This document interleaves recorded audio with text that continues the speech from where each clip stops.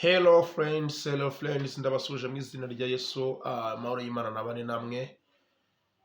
Uyu munsi wa none tariki ya 10 z'ukwezi kwa gatanu 2024, ndongera ndagarutse ni Pastor Clement, ngarutse kuri Ajeningoga TV kugira ngo tuganire ijambo ry'Imana, kandi ndazi neza ko Imana iri buze kubana natwe uyu munsi wa none. Rero ndagira ngo meze nihanganisha abari mu bibazo, hari abari mu burwayi, hari abari kwa muganga, hari abaryamye mu mago y'iwabo, hari abarwariye mu mavuriro ya centre de santé, mu dispensaire, abarwariye mu hôpital de référence, hari abarwariye ndetse no mu za CH n'ahandi hose, hari n'abandi barwaye bari kuvurwa mu baganga ba Kinyarwanda.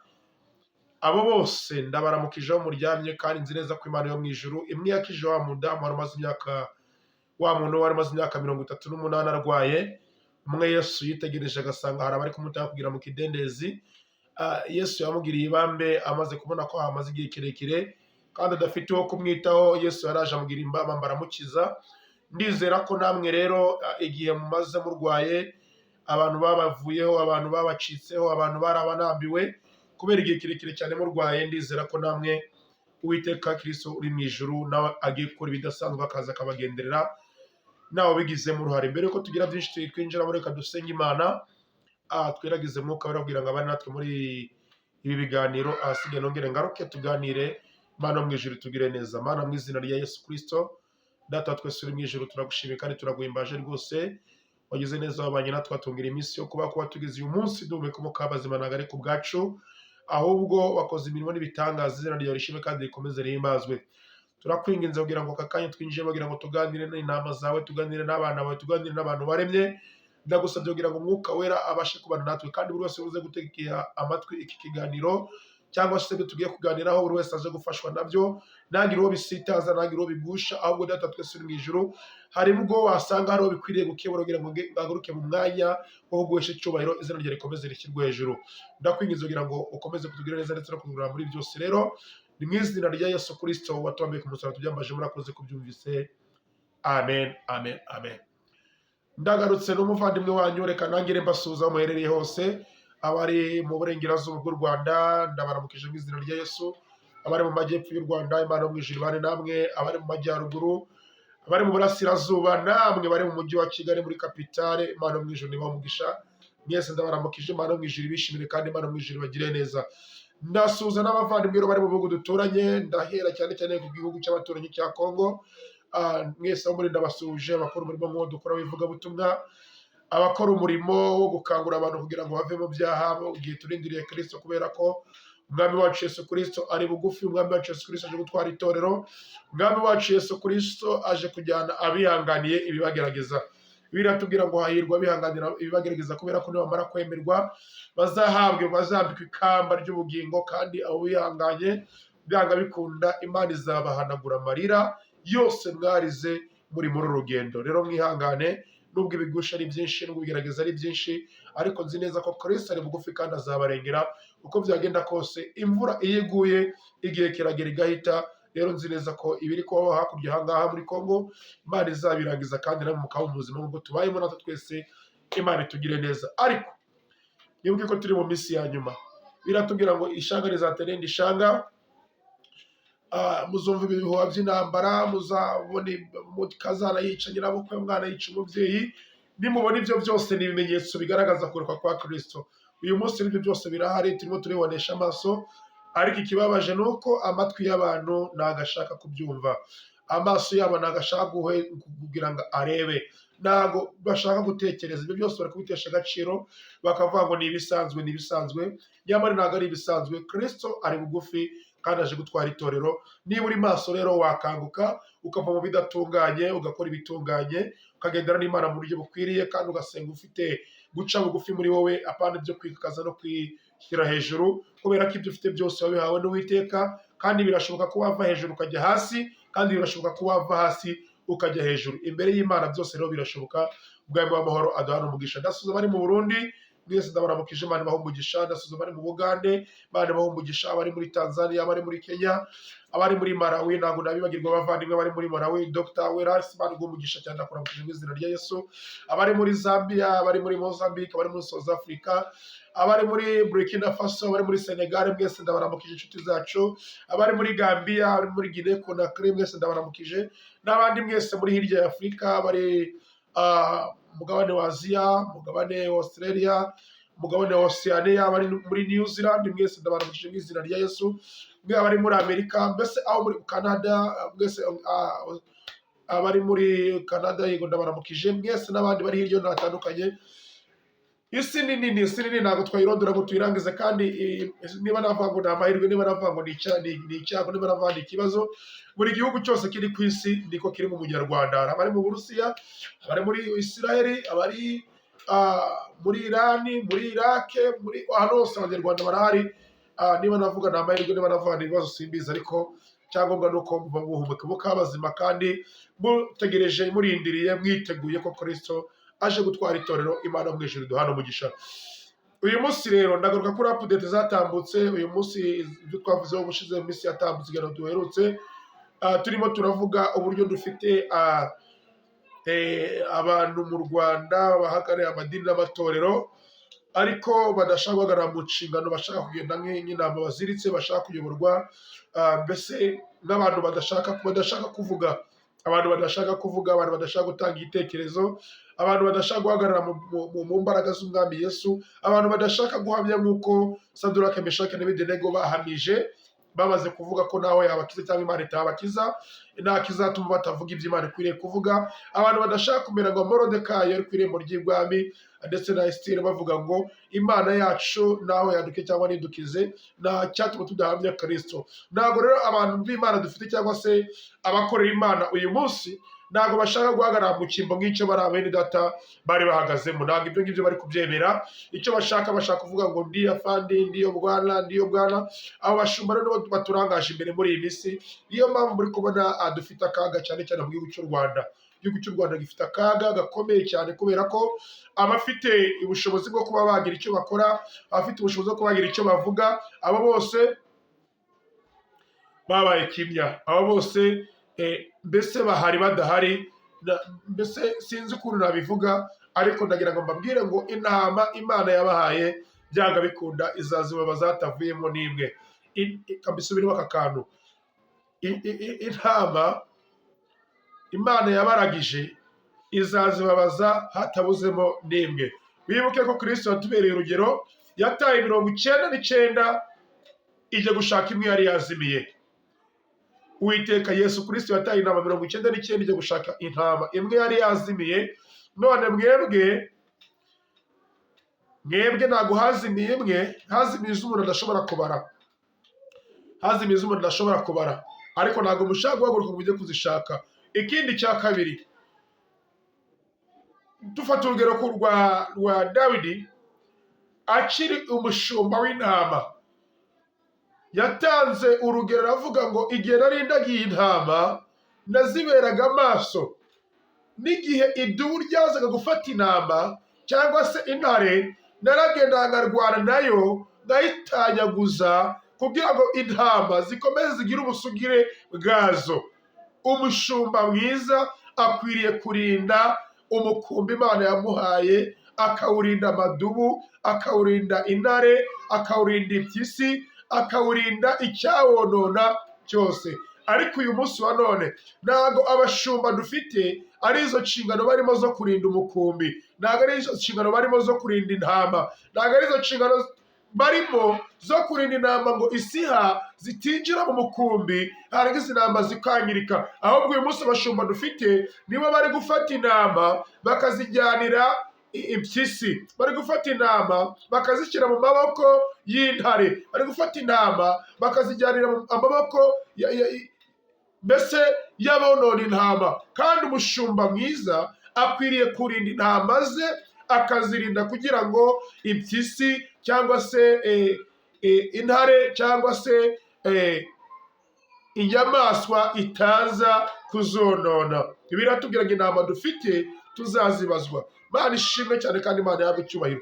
njyewe mfite intama nkeya cyane, ariko Imana izazagura, mba nazirinze mu buryo bwose bushoboka, kandi umushumba mwiza yemera gupfira intama ze. Nibinaba ngombwa kandi birashoboka hano mu gihugu cy'u Rwanda turimo, nibinaba ngombwa zatambuka zapfa kubw'intama. Ntabwo nzemera ko intama nyoboye, intama ncumbye, ikirura kizinjiramo kigashaka kuzirya ndeba. Imana yaraguhamagaye guhereza umukumbi, guhereza intama 1000, guhereza intama 5000, iguhereza intama 500,000, iguhereza intama miliyoni zingahe. Murahari muharagariye izo ntama, aho kugira ngo muzirinde ibirura, ahubwo muri gufata imyanzuro n'ibyemezo bigemura za ntama mu maboko, mu maso, cyangwa se mu nzara z'ikirura, mu nzara z'impyisi. Izo ntama muzazibazwa, bashumba, izo ntama muzazibazwa.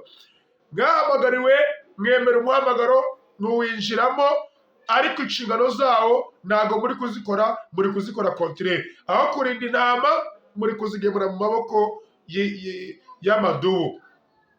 Izo ntama rero muzazibazwa uko byagenda kose. Niyo mpamvu dufite ikibazo, niyo mpamvu dufite akaga, niyo mpamvu ubuzima turimo bugoranye, ariko ndabahamya ndashidikanya ko umukristo, intama iri maso, izicungira umudendezo wayo, izacungana n'ikirura. Nibona ikirura kije, intama ifite ubwenge izirukanga ihunge cya kirura. Imana mu ijuru ishimwe cyane. Intama z'ubu muri iyi minsi, niyo mpamvu turimo turazikangura. Niba uri kubona umushumba wawe atakiri mu nshingano zo kukurinda, atakiri mu nshingano zo poroteje, uzibukire, kubera ko nutazibukira, abashumba dufite bari gufata intama bakazijyana mu menyo y'amadubu. Nubona rero umushumba watari kuguporoteja, ahubwo ari kujyana mu menyo y'amadubu, hunga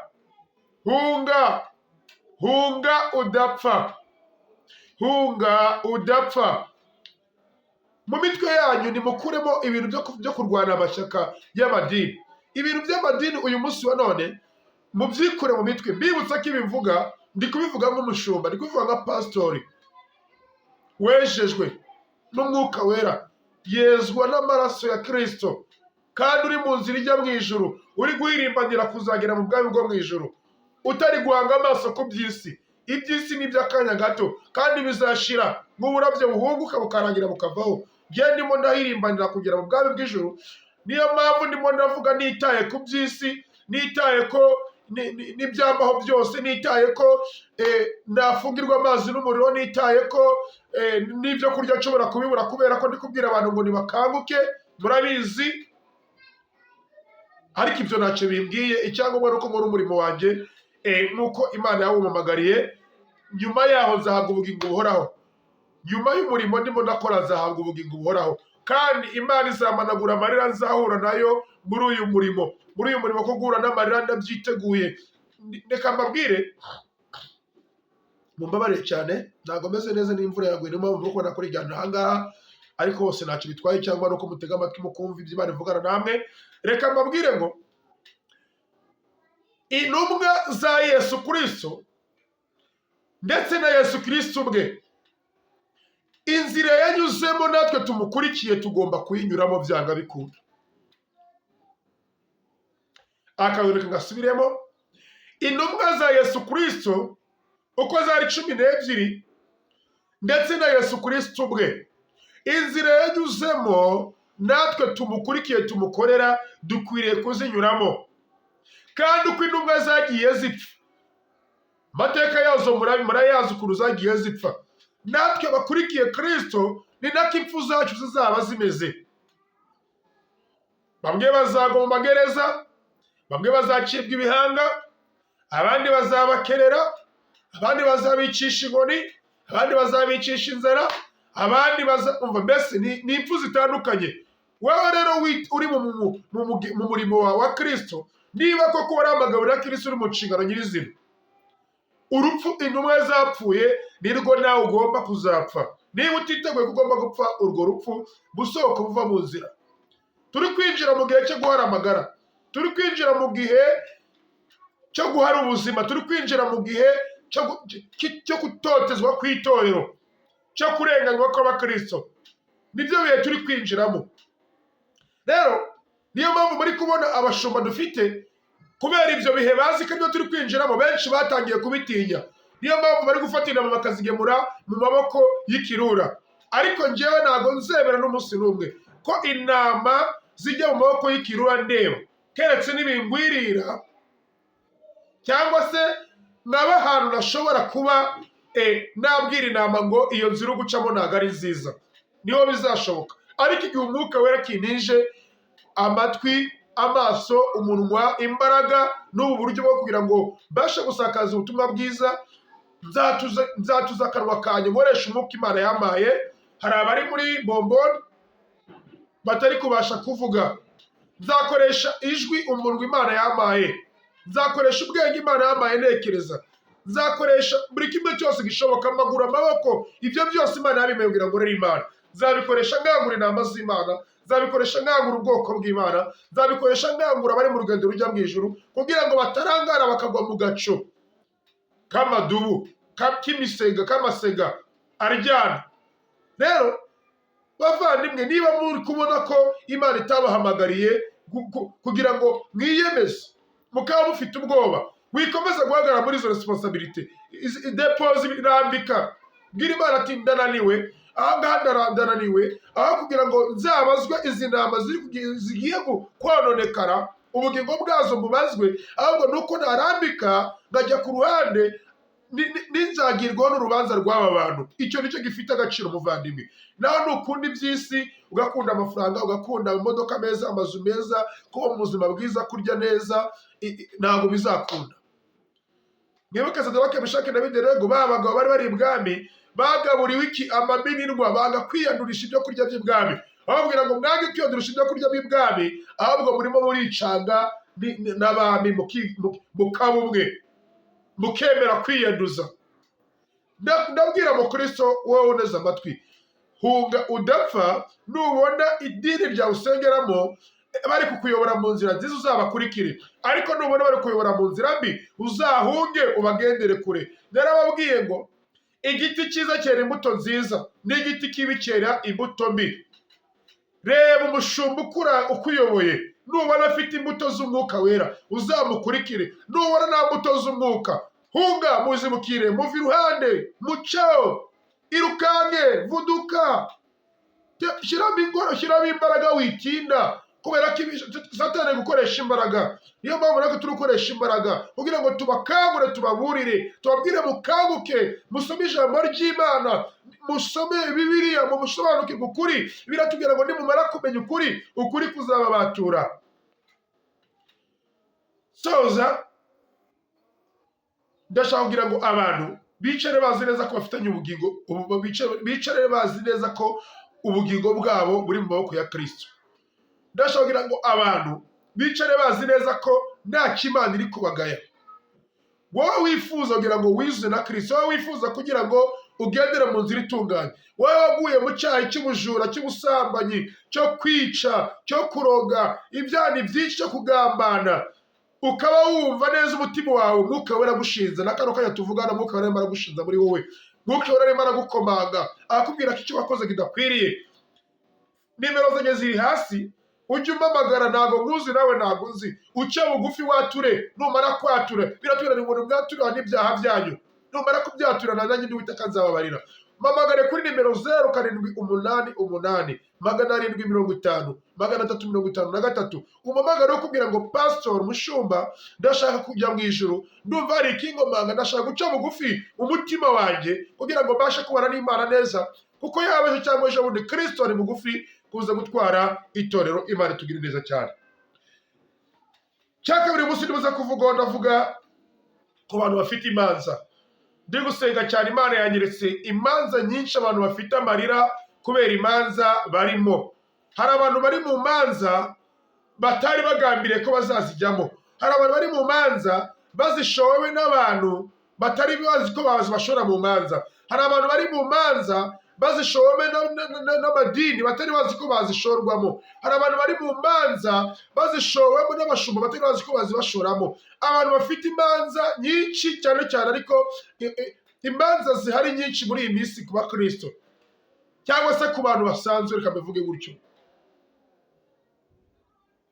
Mufate igihe cyo gusenga, imanza zanyu zageze ku Uwiteka, amarira yanyu yageze ku Mana, kandi Imana imanukiye kugira gute? Imanukiye kubarengera, imanukiye kubatabara, imanukiye kubarwanirira. Uwiteka ashimwe kandi Imana ahabwe icyubahiro. Ntabwo ndibuze gutinda ku manza cyane, gusa niba ufite urubanza rukaba rwarakunaniye, rukaba rwaranze, bakaba bakurenganya, bakaba bagutangira akantu kugira ngo ukunde utsindwe, egera Imana, fata igihe cyo gusenga, umenye ko mu ijuru Imana yamaze kubona agahinda kanyu n'umubabaro wanyu. Izo manza mufite mwashowemo uburyo mutazi, Imana ije kubaburanira. Ariko wowe fata igihe cyo gusenga, nubwira imbaraga nkeya, natwe duhamagare tugufashe gusenga. Nicyo tubereyeho, ni ubuntu, nta n'igice cy'atanu usabwa. Gusenga ni ubuntu, nta kindi gisabwa. Dufatanye gusenga Imana. Ahari Uwiteka Imana Nyiringabo azakurenganura, kandi ajya arenganura abarengana. Ndabizi neza ko azagukikira. Ikindi ngiye kuvugaho, ndavuga ku bantu bari kwamburwa, bari kwakwa ibyabo. Dufite abantu muri iyi minsi bafite agahinda n'amarira kubera ibyabo biri kujyanwa, kubera ibyabo bari kwamburwa, kubera ibyabo bari kwakwa, kandi bakabyakwa n'abatakagombye kubibaka, bakarenganywa n'abakagombye kubarengera. Aho uherereye hose, waba uri hanze y'u Rwanda, bari hehe, muri Afurika, waba uri Burayi, ukaba uri kurenganywa, uri kwakwa ibyawe, ukaba uri gutotezwa, uri kwakwa umutungo wawe, reka nkubwire ngo namwe Imana yumvisha amarira yanyu, yumvisha agahinda kanyu, yumvisha gutaka kwanyu, yumvisha kubaho nabi kwanyu bitewe n'ababakuye mu byanyu cyangwa se babatse ibyanyu. Uwiteka Imana Nyiringabo amanutse kugira ngo abarwanyire kandi abashingire igiti. Ikindi cya kabiri kuri ibyo ngibyo, reka mbabwire ngo ibyanyu muri kunyagwa, ibyanyu muri kwakwa, ibyanyu bari gutwara, Imana izabibagarurira. Ibyanyu bari kubaka, ibyanyu muri kunyagwa, ibyanyu muri gukurwamo, ibyanyu mukaba muri iyi musozi, amarira y'abana, amarira y'abagore, amarira y'abagabo, Uwiteka Imana Nyiringabo yarayabonye. Imana yabwiye ngo mbabwire ngo nimuhumure, ibyanyu muri kwakwa, Imana izakoresha ubumana bwayo, muzabisubirana, muzabigarurirwa, muzongera mu bihabwe. Imana ije kubibaha mu buryo bumwe cyangwa ubundi. Ishobora kutaguha muri Kenya wari ufite bakwambuye, ikaguhereza Kampala. Ishobora kutaguha Kampala babikwakiye, ikaguhereza Tanzania cyangwa se muri Kongo. Ishobora kutaguhereza muri Kongo babikwakiye, ikaguhereza mu Burundi, cyangwa ikaguhereza muri Afurika y'Epfo, kujyana i Burayi, ikagushumbusha. Ariko ikintu cyumvikana neza, ntabwo Imana izaguhereza ibishya, ahubwo bya bindi byawe Imana ikoze ubuvugizi butuma uhabwa, niba navuga nk'igiciro cyabyo neza wumve ko ari icyabo. Ntabwo Imana izagushumbusha ibitavuye hahandi. Imana izaguha ibivuye hahandi, ari byo ushyira ahandi cyangwa se ari byo wubakamo, cyangwa se abakwambuye aho hantu. Imana yongere ibacishe bugufi, wongere usubire muri gakondo yawe. Imana yo mu ijuru ishimwe kandi Imana yahabwe icyubahiro. Ndagira ngo nimucike intege ngo muve ku Uwiteka, muve ko Imana yabaretse, muve ko Imana yabataye, muve ko Imana yabibagiwe, muve ko Imana itakiriho. Ibyo byatumye abantu benshi bafata ko Imana itakireba, bafata ko Imana itakiriho, bafata ko Imana itagikora, bafata ko Imana itakirengera abayo. Ariko reka mbabwire ngo umubwiriza aravuga ngo buri kintu cyose n'igihe cyacyo. Hari igihe cyo kurira, hari igihe cyo guseka, hari igihe cyo kwishima, hari igihe cyo kubabara, hari igihe cyo gukura, hari igihe cyo kurandura, hari igihe cyo kubaka, hari igihe cyo gusenya, hari igihe cyo gusuhuzanya n'igihe kitari cyo gusuhuzanya. Mu minsi yashize twari turi mu gihe cyo kudasuhuzanya, ariko uyu munsi turi mu gihe cyo gusuhuzanya. Bavandimwe, mbabwire ngo nimuhumure, Uwiteka arimo arabatekerezaho ibyiza.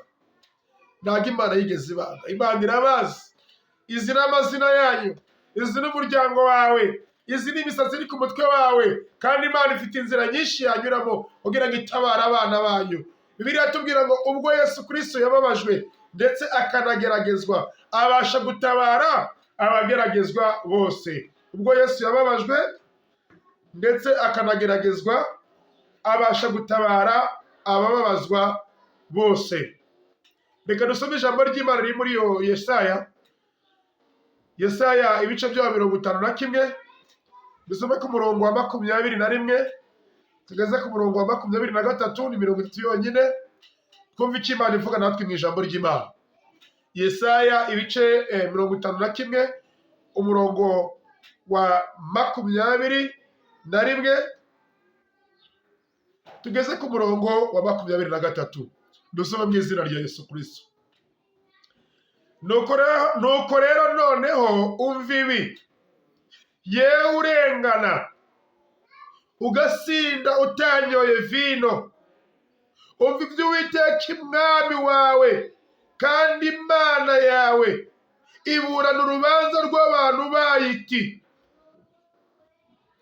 Reka dusubiremo iri jambo riri muri Yesaya ibice 51 umurongo wa 21 kugeza kuri 23. Aravuga hati, nuko rero noneho umva ibi, yewe urengana ugasinda utanyoye vino, umva ibyo Uwiteka Umwami wawe kandi Imana yawe iburana urubanza rw'abantu bayiti. Dore mwatsi igikombe cy'ibidandabiranya, ari cyo gikombe cy'umujinya wanjye wari ufite mu ntoki, ntuzongera kukinyweraho ukundi. Mwishyize mu biganza by'abakurenganyaga, bakakubwira bati rambarara tukugende hejuru, nawe ugatega umugongo wawe nk'ubutaka cyangwa nk'inzira y'abagenzi. Ijambo ry'Imana ni ryiza.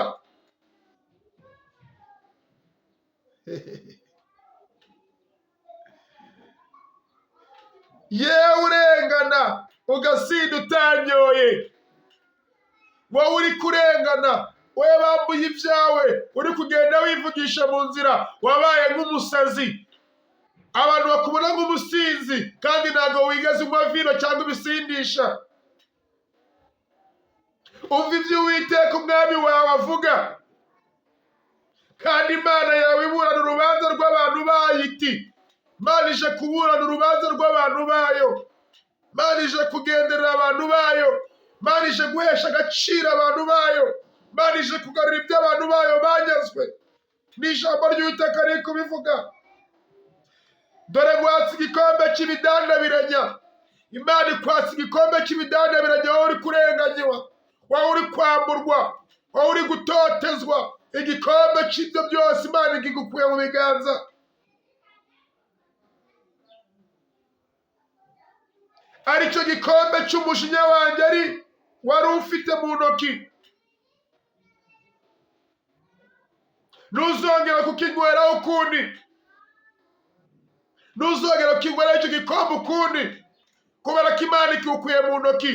Ako gahinda, uwo mubabaro, uwo mujinya, ko gutotezwa, ko kurenganywa, ko gusengerwa, Imana ibyo byose bigukuye mu ntoki, ibigukuye mu mutima. Ntuzongera kukinyweraho ukundi, ntabwo uzongera kubabara ukundi, ntabwo uzongera kwamburwa ukundi, ntabwo uzongera gutoteza ukundi, ntabwo uzongera gukubitwa ukundi, ntabwo uzongera kurogwa ukundi, ntabwo uzongera kugambanirwa ukundi, ntabwo uzongera kwamburwa ukundi, ntabwo uzongera kurenganywa ukundi. Icyo gikombe Imana irakikwatse. 23 aravuga ngo ngishyize mu biganza by'abakurenganyaga.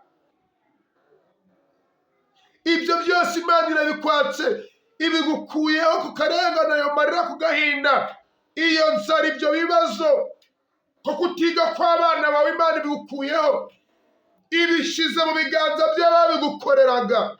Nabo bikorere bumve, bagucira urwo gupfa, bagucira urwo kubambwa, abagucira urwo kwangara, abagucira urwo kuba hanze mu gasozi. Ibyo byose Imana irabikwatse, ibigukuyeho, ibishyize mu biganza by'abakurenganyaga, ibishyize mu biganza by'ababigukorera, kugira ngo nabo batamireho, basogongereho, bumva uko biba bimeze.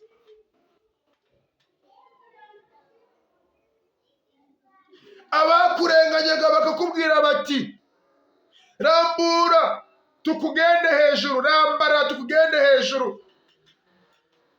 Hari abantu bafite ububasha, my friend, bakubwira ngo rambara tukugende hejuru, bagenda bari kugenda hejuru, bakagukandagira. Naho kuririra ufite, naho kugutabara ufite, naho kukuvugira ufite, naho kukurenganura ufite. N'uwakagombye kukuvugira, kukurenganura, yaragutereranye ngo batabimbonamo. Ndagaruka ku bashumba. Shumba intama ziri kurengana bakanuye amaso nk'urujanga, bene uku nguku. Intama bakazirenganya mukanuye amaso nk'urusambaza. Intama zikarengana uri kureba ukanuye amaso nk'urusambaza. Urusambaza ni rwo bafata bakaruroba mu kiva ruri kureba rukanuye amaso, bakarujyana mu isoko rukanuye amaso, bakarugurisha rukanuye amaso, bakaruteka rukanuye amaso, bakarurya runakanuye amaso. Umushumba afite inshingano zo kumenya intama z'ubuzima barimo, guhereye mu rugo kugeza mu itorero.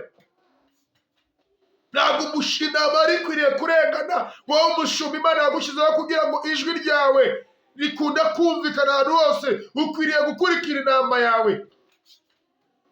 Aho iri kurengana ukayirenganura, cyangwa se ukazamura ijwi ryawe kugira ngo ryumvikane. Ntabwo iyo ntama bayizi nubwo bayumva, ariko icyo bavuga cyakumvikana. Barakubwira bati rambara tukugende hejuru, ukarambara bakugenda hejuru. Umushumba areba ngo niteranya, umushumba areba ngo batanyijundika, umushumba areba ngo batanyishyiramo, umushumba areba. Kandi uri intama Imana yamuhaye kungazibungabungira umutekano n'ubuzima. Intama yarangiza nawe igatega umugongo wayo, ikamera nk'ubutaka, ikarambara hasi, cyangwa nk'inzira y'abagenzi, bakagendagenda uko bashaka, bagakorera intama yawe uri kureba ukanuye amaso. Warangiza ngo tuzajya mu ijuru kureba bariya, nawe ugasimbuka. Ngo tuzambikwa amakamba gatatseho inyenyeri, nawe ugasimbuka ngo uzambika ikamba rihe. Uri kwishuka. Igihe intama ziri kurengana ureba ntuzamura ijwi, igihe intama amasiga ari kuza akajya zifata ureba ntuzamura ijwi, iryo kamba ntabwo uzigera uryambaraho. Iryo kamba ntabwo uzigera, n'ijuru ntabwo uzarikandagiramo, kubera ko utabereye maso izo ntama ukwiriye kureberera. Bashumba bagenzi banjye ndabagarukaho, nimureke tubere maso intama, kandi tuzibere abavugizi aho zidashoboye kuvuga, twebwe tuvuge. Ntekereza ko ijwi ryawe mushumba ryakumvikana gusumba iry'intama.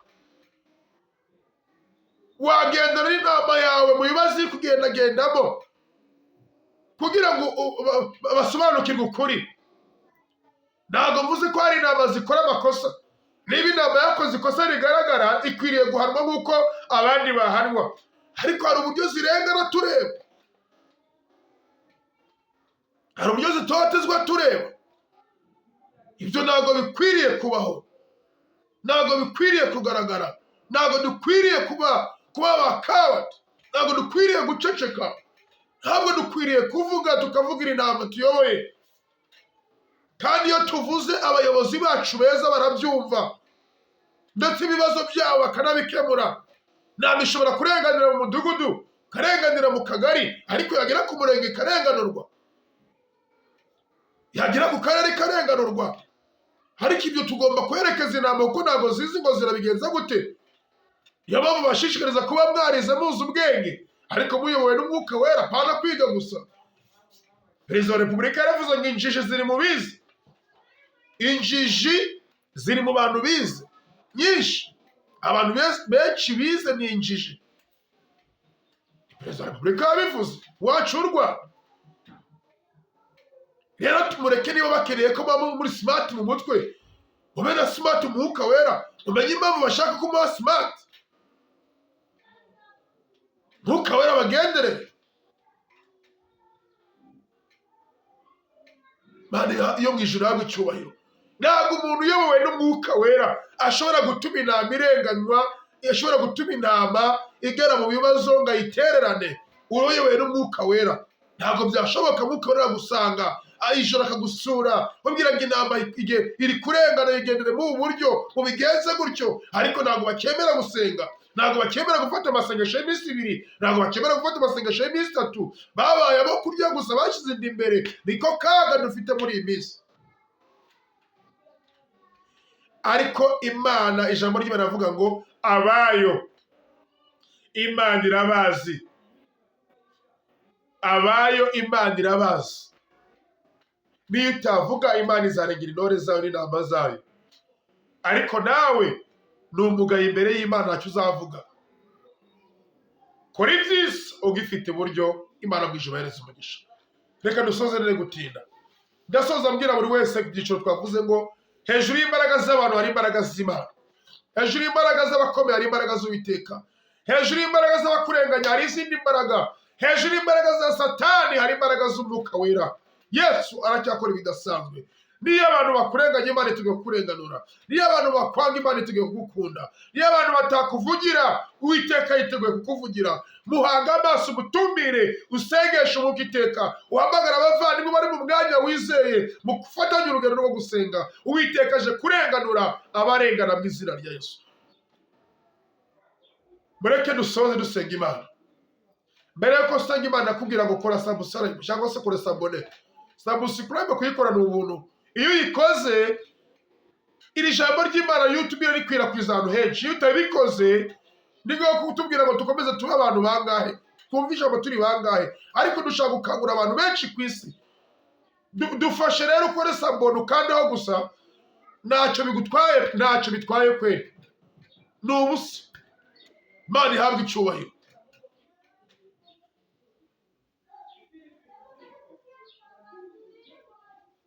Iki kiganiro ni kikugeraho cyoreze nk'abantu 2 cyangwa 3, udufasha gukangura ubwoko bw'Imana inama z'Imana, kugira ngo bahunge badapfa, batagwa mu rwobo Satani arimo aracukura imbere gatoya. Nawe nubikora ukacyoreza abavandimwe, hari abo ukanguye kugira ngo batagwa mu rwobo, babe maso kandi basengeshe Umwuka iteka. Mana mu izina rya Yesu Kristo, ndagushimiye kandi ndaguhimbaje Uwera wa Isirayeli. Gushimiye ko ukicaye ku ntebe y'imbabazi. Gushimiye kuri Imana ifite ubutware n'ubushobozi. Isi n'ibiriho byose ni ibyawe, abayiriho bose baremwe nawe. Ijambo ryawe rijya rikuraho kandi rigashyiraho. Iri jambo ryawe rirubaka kandi rirasenya. Ijambo ryawe rirakomeye kandi rirahambaye. Ndasengera buri muntu wese urumva ikiganiro, yaba uri mu nzego z'ubuyobozi bw'itorero, yaba uri mu nzego z'ubuyobozi bwa leta, yaba uri mu nzego z'abikorera, yaba uri mu nzego z'abacuruzi, yaba ari mu inzego zose zigize igihugu cyangwa se zigize isi. Ndasenze kugira ngo abantu bagire urukundo. Ndasenze kugira ngo abantu bagire umutima wa kimuntu. Ndasenze kugira ngo abantu bumve ko ari nk'abandi. Ndasenze kugira ngo abantu bamenye neza ko bava amaraso nk'ay'abandi. Ndakwinginze kugira ngo Mana utange imbaraga, utange urukundo mu bwoko bwawe. Nihaboneka urukundo, Satani ntabwo azahera atandukanye abantu bari mu bice. Ndakwinginze ngo Umwuka Wera akomeze guherekeza iri jambo. buri wese uri buze kurikwirakwiza kugira ngo rigere kuri benshi Imana umuhereze umugisha. Ndasengera abarwayi ngo bakire, abari kwa muganga, abari mu mago, bari mu bitaro, bose bakire mu izina rya Yesu. Abari mu bibazo, abari mu ngorane, bose ndabakweretse. Abafite imanza bose ndabakweretse, abambuwe ibyabo bose ndabakweretse. Nk'uko wavuze kuje kubatabara no kubasubiza gakondo zabo, ndakwinginze ngo bahereze kwihana igihe barindiriye kugaruka, igihe barindiriye gukora ibidasanzwe. Ndasengera kugira ngo Umwuka Wera akomeze kuba ku bantu bayo, izina rye rikomeze rishime kandi rikomeze rihabwe icyubahiro. Urakoze kuri Imana ije kurengera benshi, urakoze kuri Imana ije gutabara benshi, urakoze kuri Imana ije kugira neza benshi. Umwuka Wera akomeze kugera ku bwoko bwawe, hagabanyuka umubare w'abarimbuka, wongere umubare w'abakizwa, umubare w'abakumenya bagukurikira. Izina rye rikomeze rihimbazwe, niko tubisenze tubisabye mu izina rya Data wa twese n'Umwana n'Umwuka Wera.